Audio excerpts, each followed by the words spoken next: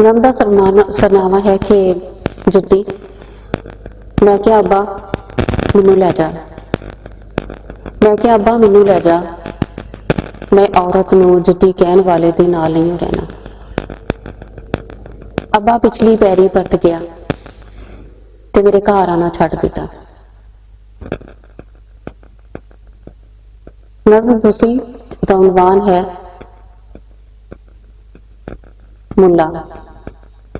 कल मेरी मुल्ला नाल लड़ाई हो गई। कल मेरी मुल्ला नाल लड़ाई हो गई। वो कहंदा मैं बागी हाँ। वो कहंदा मैं बागी हाँ। मैं तो बस इन्ना ही कहा सी भी मुल्ला ढिड भुखा होवे ते तेरियां बांगां नहीं सुनदियां। और एक होर छोटी जी नज़म वीरे मेरियां पैलियां। निक्के भतीजे नूं दिते मेरे रुपये। निक्के भतीजे नूं दिते मेरे रुपये।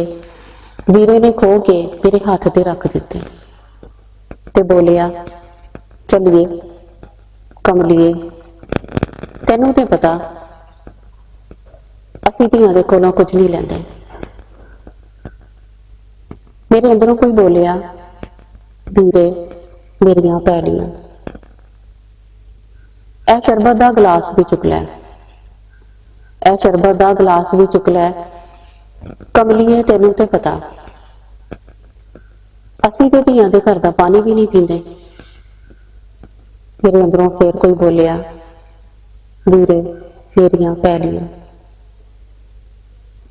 और एक उर्दू की नज़म नमक चाटती लिपस्टिक।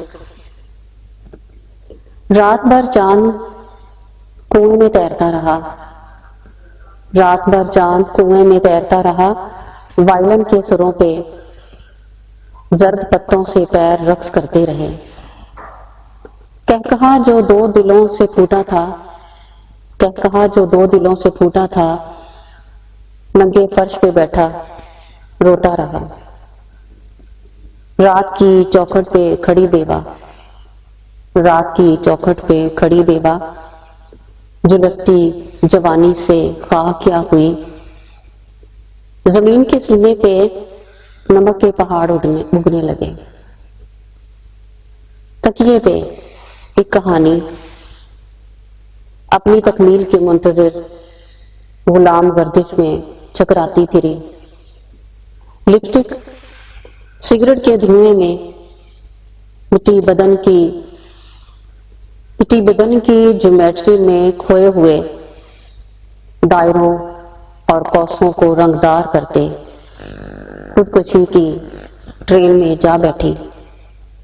वो संदली मेज पे झुका बस नज़म लिखता रहा। बहुत शुक्रिया।